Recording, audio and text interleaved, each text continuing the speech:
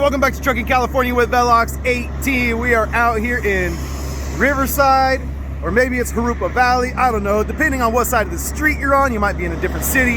But we're here. We're going to pick up a load to get us back home, back north. And hey, you guys have been asking. For a long time, you guys have been asking, hey, Velox, when can I get one of those Velox hats or Velox sweatshirts, right? You guys have been asking. Well, hey, it's that time. We got it set up. It's ready to go. I need you guys' help with one thing before we get it active. Before I activate the merchandise shop, I need you guys to do one thing for me. So I'll fill you guys in more on that after we roll the music and we get up this hill right here and we try to get checked in. So I'm gonna roll up the hill. You guys roll the music. Let's go.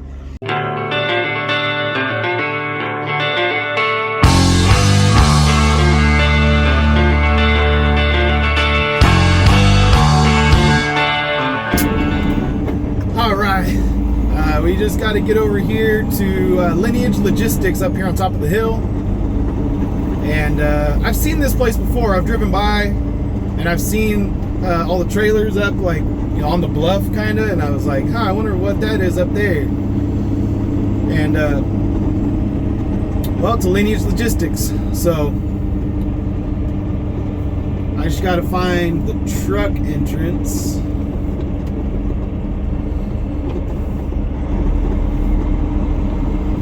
$23.56, not $23.24. Let's see.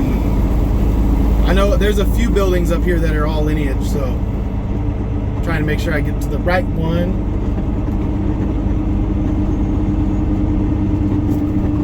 This might be it right here with the guard shack. All trucks enter here. All right.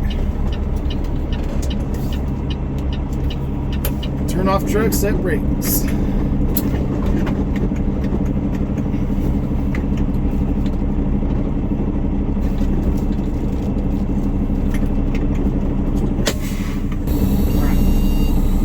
All right. He said just back it up against the wall over here on the right, and then go check in at door 12. So pretty simple stuff. Pretty easy check-in process right there. The broker had actually given me the correct pickup number, which is always nice. It's always a bonus. All right, let's back it up against this wall.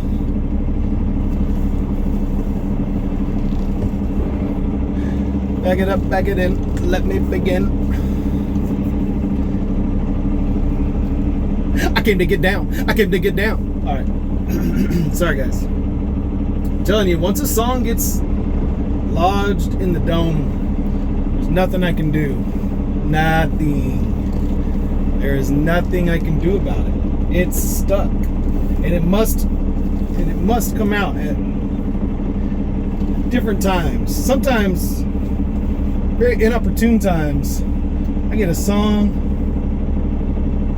in my heart. All right, I gotta go see how close I am to this wall, because I'm way out here into the driveway, but I'm really close to the wall too. So I gotta see how big of a gap I have between me and the wall. So hold on, let's go check it out. Actually, you guys can come with me. Let's go.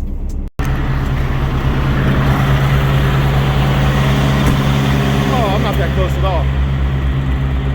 That's one of those things where objects in mirror appear closer. All right, but this is an old school trick. Okay, you see how far you have to back up, right? So I got about, I'd say 10 feet or so, and then you come over here, and 10 feet's a little much. I'm surprised I wasn't closer. I really was fooled by it. What you're gonna do is you're gonna find a mark on the ground at your step, either at the front of your step or the back of your step, and then you're gonna find a mark back there that is about the distance that you want to back up, and then you match your step up with that. So I'm gonna go to that little kind of kidney-shaped oil spot, because that's about 8 feet. Now leave me more room back there, and then I can go check again. But that's what I'm gonna do. So back up with your door open. But of course, you still watch your mirrors because you don't want to hit anybody, or if anything jumps out at you.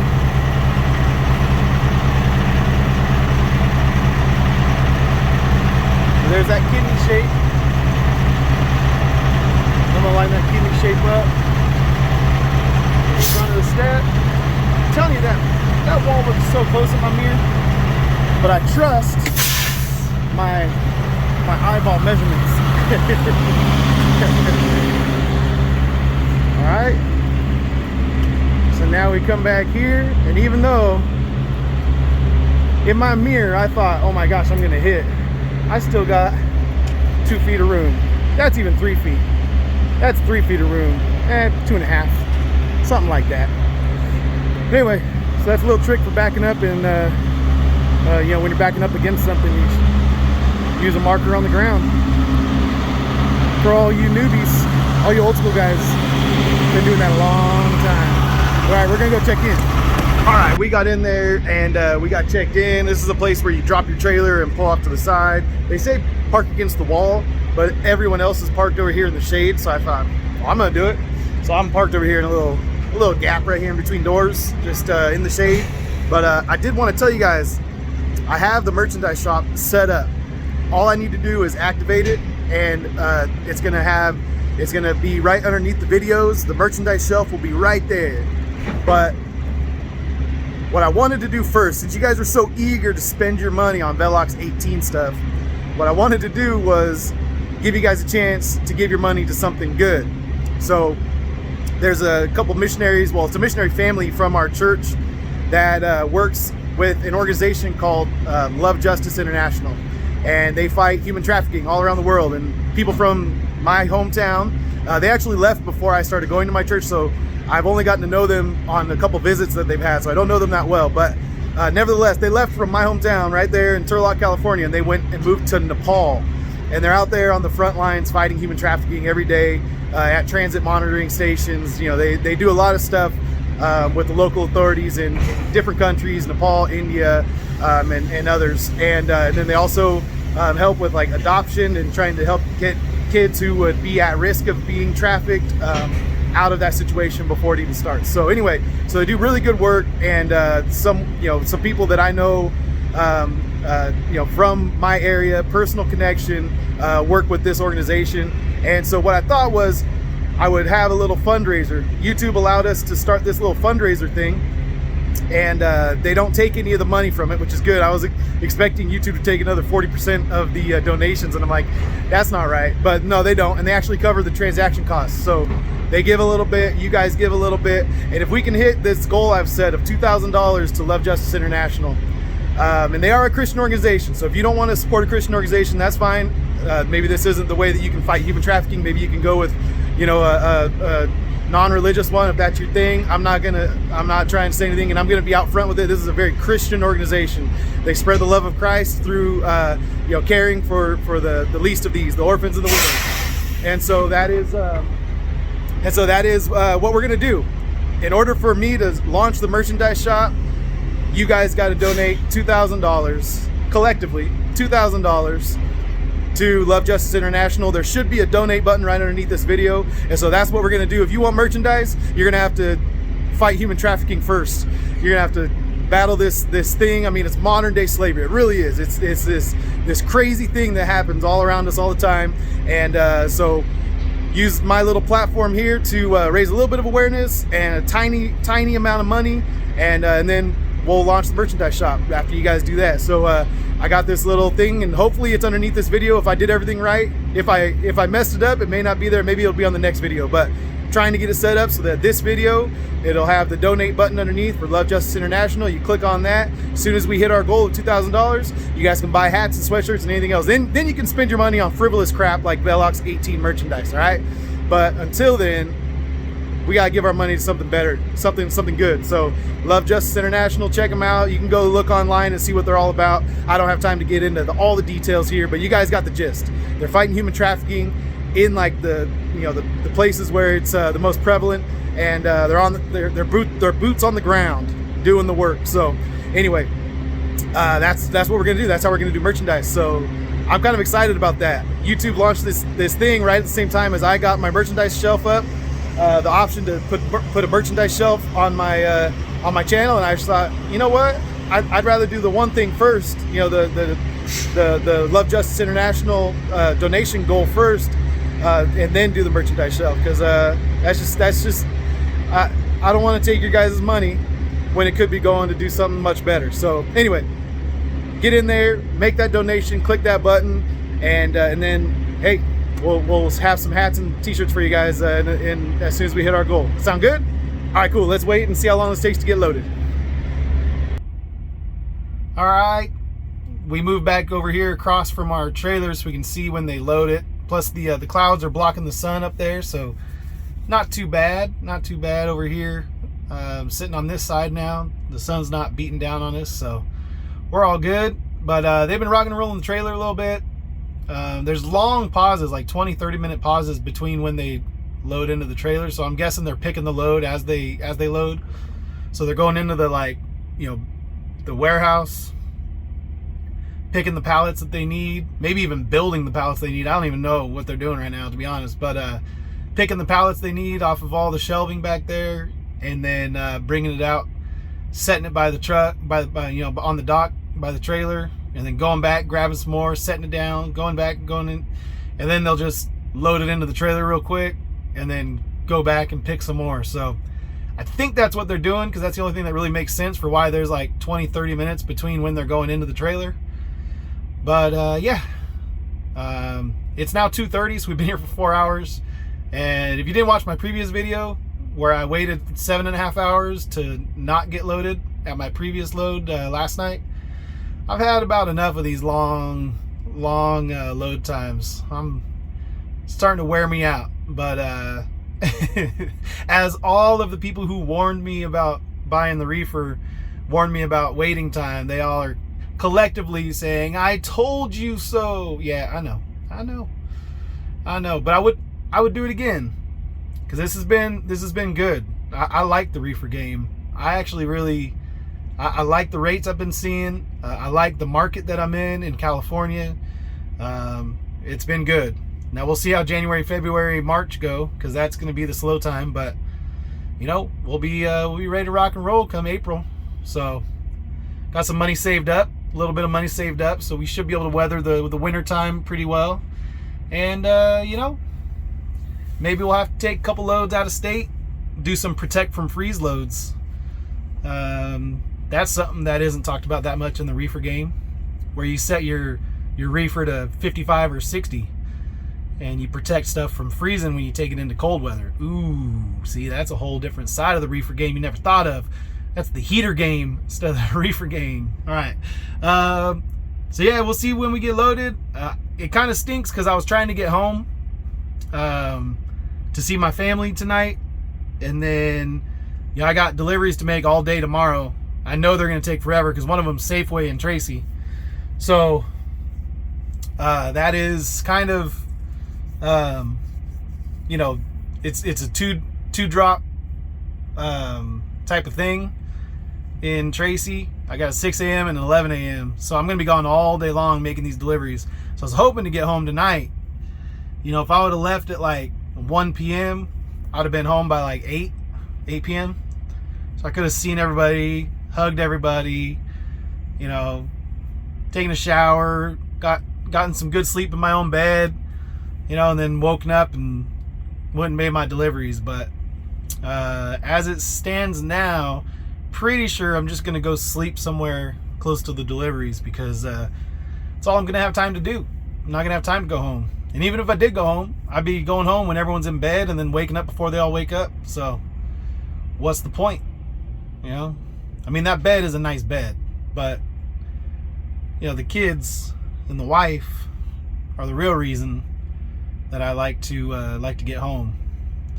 not just for the bed and the shower. Although those sound really good right now. But anyway, all right.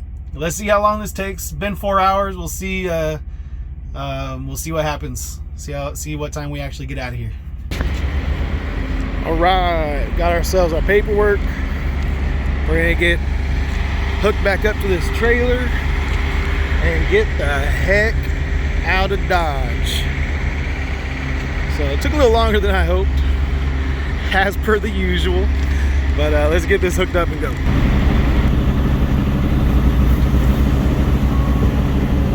All right, we are out of there.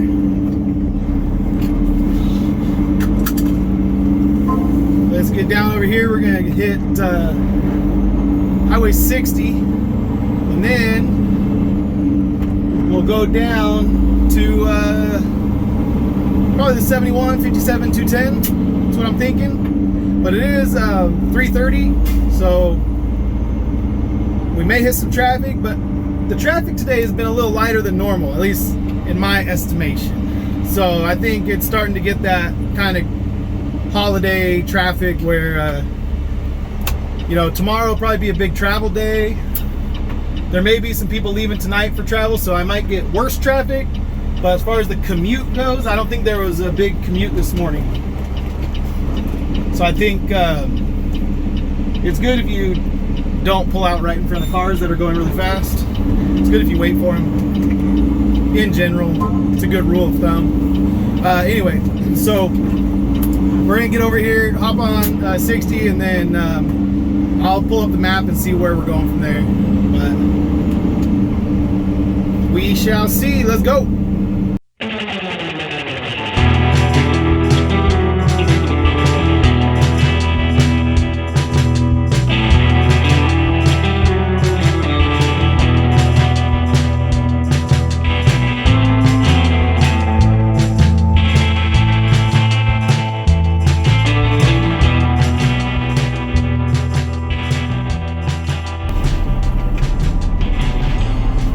We found some traffic. We're just at the Highway 118 connector right here with I-5 and 218.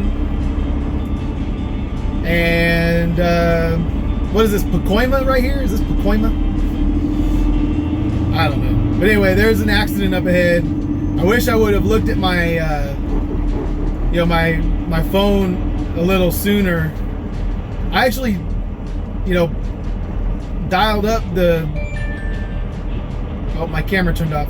I actually dialed up the, the Google Maps, but I didn't look ahead to see what was going on. I just kind of looked at, I was more looking at whether I should, go 60 to the 71 to the 57, or, see if anything was going on the 210. I wasn't really worried about up here on I-5, but once I got up here, it was telling me to get off and take surface streets all through like Pacoima and Santa Clarita and stuff, like a lot of crazy, ways, like canyon roads and stuff to get around this accident. And well, that's just not a good thing to try to do when you're a truck. So I didn't take the roads that the GPS told me to take. And what's silly is the only reason I run the GPS is so that it'll tell me if there's an accident or anything up ahead, but it just it gave me like, an awesome route.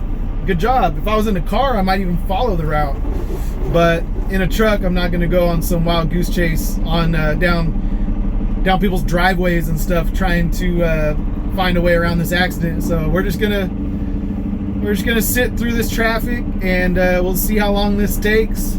Must have been a pretty terrible accident up there though, because they closed both sides of the freeway. And if you know that section of freeway, it's like, it's between like 8 and 12 lanes depending on what section of that area got closed down.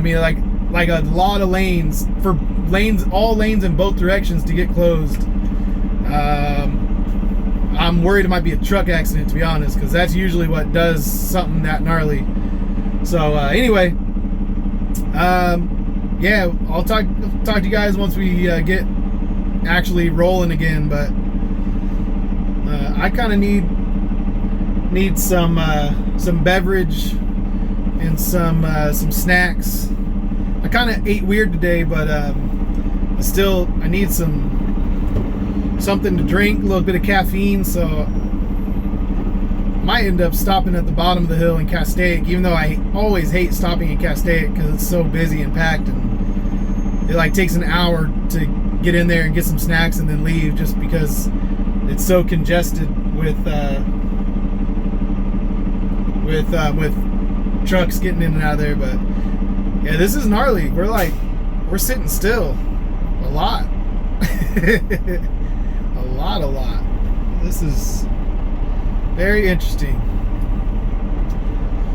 All right, see how long this takes. In the black with the big O, sipping on a soda with your cream cheese pickle. Just the type of music when you go to San Diego. With your little crew in the black with the big O, sipping on a soda with your cream cheese pickle. Just the type of music when you go to San Diego. With your little crew in the black with the big O, sipping on a soda with your cream cheese pickle. Jesus, last name Christ. Grab the microphone, treat the girls right. Get my groove on like trendy. All right, we got out of the traffic jam of the first accident. There's nothing left to see. Everything was cleaned up. Couldn't see where the accident was, what was involved, nothing to see here. But now GPS is telling me that it's going to take me an hour to get down the other side of the Grapevine. So it's 7 o'clock. It took me 3.5 hours to get to the top of the Grapevine from Riverside, which it shouldn't take that long, just so we're clear. That's not typical, but you see a lot of trucks pulled over and stuff right here because there's a good traffic jam coming up, just over the top of the hill here. So what I'm gonna do is I need to use the restroom and get a cold beverage, and yeah, so I'm gonna stop right here at the Flying J, Fraser Park, right on top of the Grapevine, and should give a little more time for whatever cleanup is going on here. Now this one I haven't looked up, but I did see it on the map earlier. I just figured, you know, given that it was 3.5 hours ago that I saw it on the map, that it would be cleaned up, but I figured wrong. So so we're gonna stop and give them even more time to try to clean that stuff up. So I've never actually hit this exit going this way, but I imagine, being that you're just going downhill, that you got to be pretty careful. And it's drizzling, but it's not really wet out, so I'm not worried about that. But yeah, this you could get some good speed going down this hill. So I'm just taking it nice and easy right here, so I can hit this exit and not waste my brakes coming down the ramp.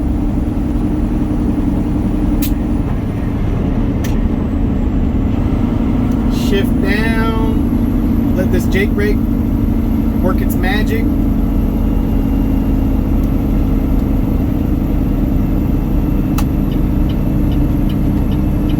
Okay, and you see the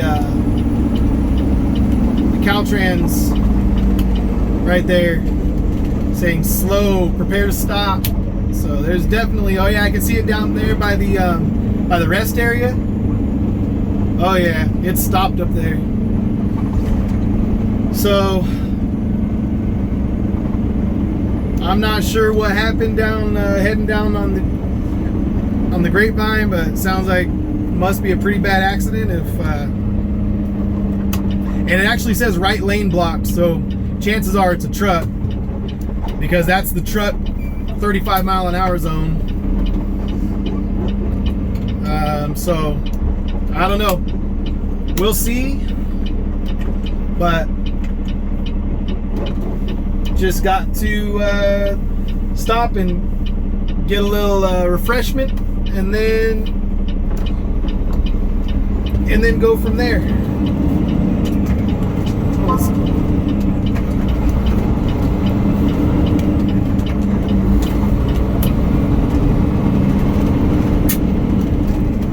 That car was going kind of fast. I pulled out and he came around the corner. Before I could get through the intersection, he was like on me, waiting for me. All right, let's pull in here. I'm just gonna get something to drink, and hopefully they clean it up fast, soon enough. All right, so we hung out over here for about 45 minutes. Actually, it might have been closer to an hour. No, it was about 45 minutes. No, it wasn't an hour. I don't know. But yeah, so the map says that the traffic's moving a little better. So basically, we just got a free half hour of chilling, because it was gonna take over an hour, like an hour and 8 minutes. And then we parked over here for 45 minutes, and now it's only gonna take 27 minutes. So, you know, almost. Basically, we'll be almost at the same point that we would have been if we would have just gone through the heart of traffic. At least that's what Google Maps is telling me. We'll see if it's right. But anyway, feeling pretty good about my decision to stop and get some refreshment, use the restroom, get some beverage, some stuff to eat and drink, and now we're ready to rock and roll. So just in case everyone's slamming on their brakes, it is wet out. I've got 18,000 pounds of frozen food in the box, so I'm not super heavy, but I'm not super light, so I'm just gonna play it safe and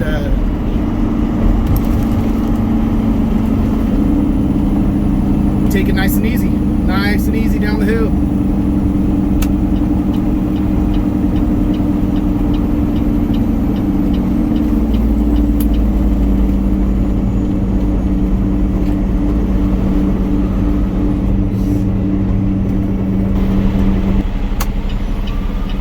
Oh my goodness.